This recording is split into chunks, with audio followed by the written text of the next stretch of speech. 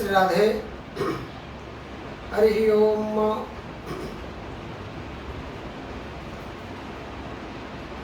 अंतर्राष्ट्रीय योग दिवस के पावन उपलक्ष्य में कल 21 जून को संपूर्ण विश्व अंतर्राष्ट्रीय योग दिवस मनाएगा। इसकी समस्त विश्व के सत्य सनातन धर्म के मानने वाले अनुरागी जनों को योग दिवस की हार्दिक बधाई और शुभकामना।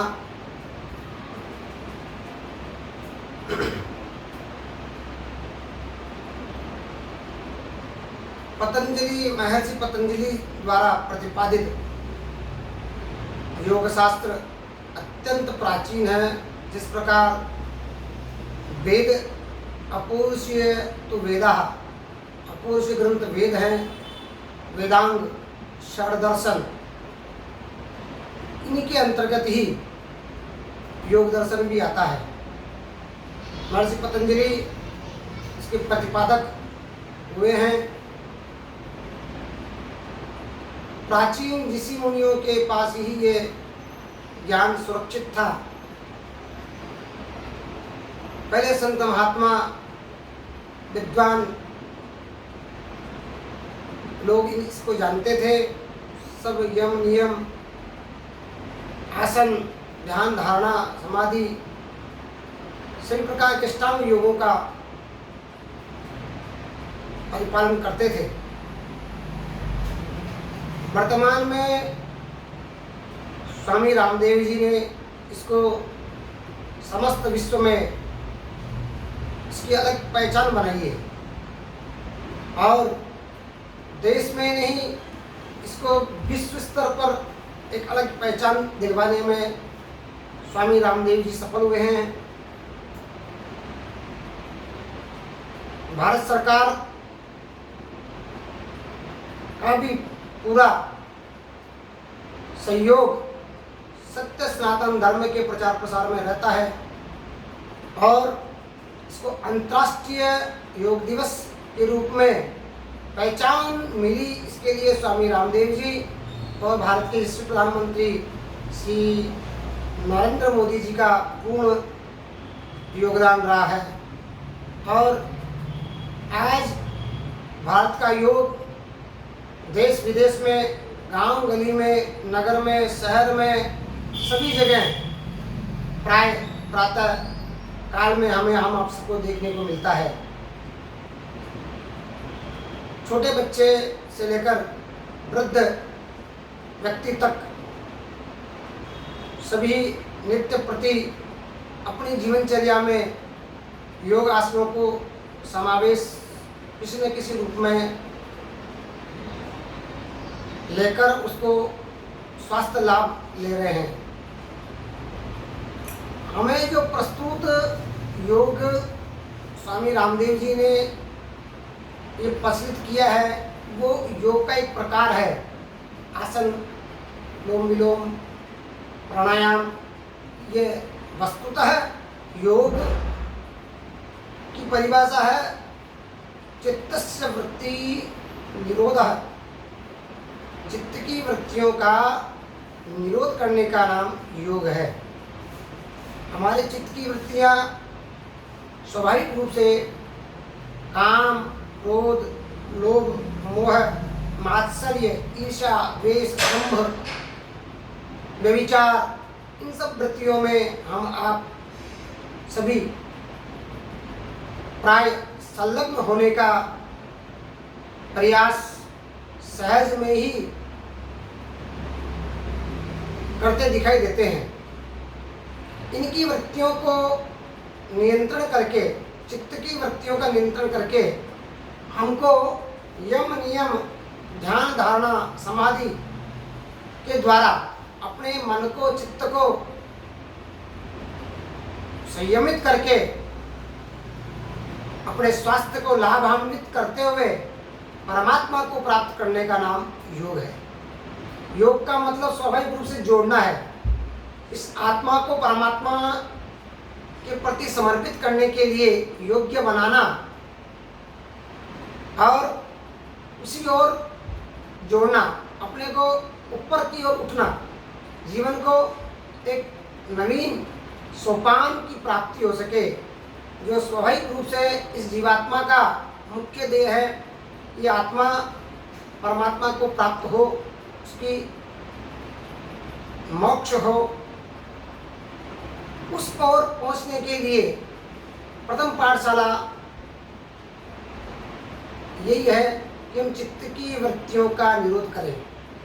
यदि हमारी चित्त की वृत्तियों का निरोध हम नहीं कर सकते हैं, योग के द्वारा आसन शुद्ध करके विभिन्न प्रकार के आसन हैं, उन आसनों के द्वारा अपने शरीर को स्वस्थ बनाते हुए अपने चित्त को एकाग्र करने का प्रयास करते हुए हम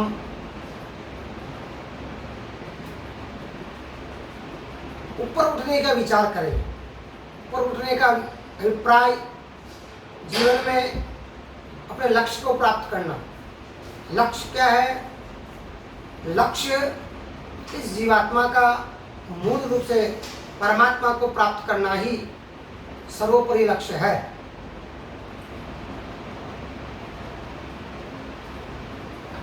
प्राय हम आप सभी ने श्रीमद् भागवत कथा के माध्यम से श्रवण किया है कि ये जीवात्मा जब उदरस्थ अपने माता के उदर में जब निवास करती है तो वे अनेक प्रकार की यातनाएं, जब माता खट्टा, मीठा, चरका, तीखा इत्यादि पदार्थों का सेवन करती है, उसको वेदना होती है, उस जीवात्मा को, उस शरीर को। तो वह प्रार्थना करता है वो जीवात्मा अंदर, हे परमात्मा मुझे इस नारकीय वेदना से मुक्त कर दें और मैं इस क्षेत्र से निकलते ही, इस शरीर से निकलते ही आपका भजन ही करूँगा। ऐसा संकल्प लेकर संपूर्ण हम आप सभी जीवात्मा इस धराधाम पर हमारा जन्म हुआ है।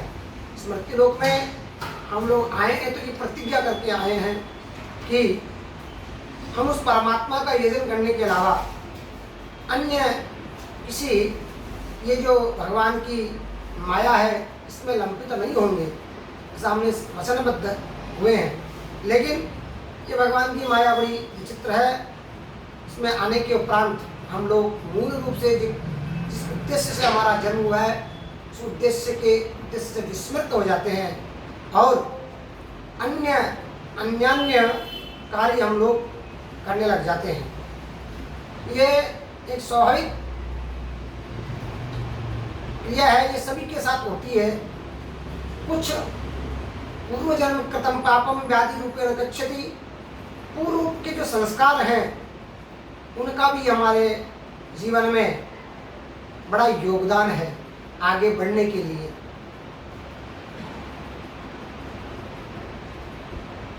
चित्त की वृत्तियों का निरोध जब तक हम न कर पाएंगे तब तक उस परमात्मा को प्राप्त करना सहज नहीं है।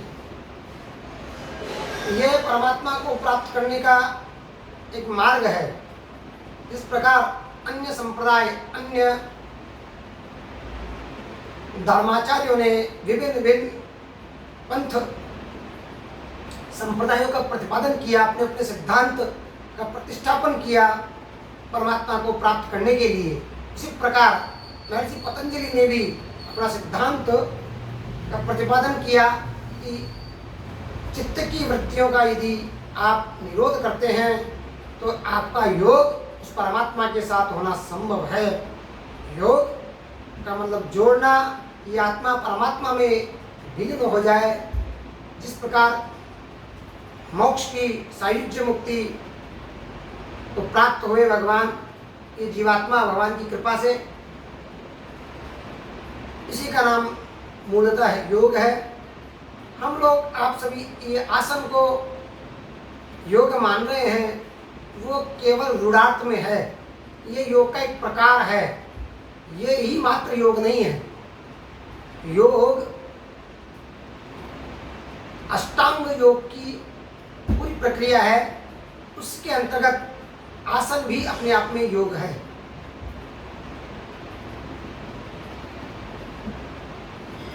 तो हम आप सभी योग दिवस में कल सुबह किसी न किसी रूप में महर्षि पतंजलि को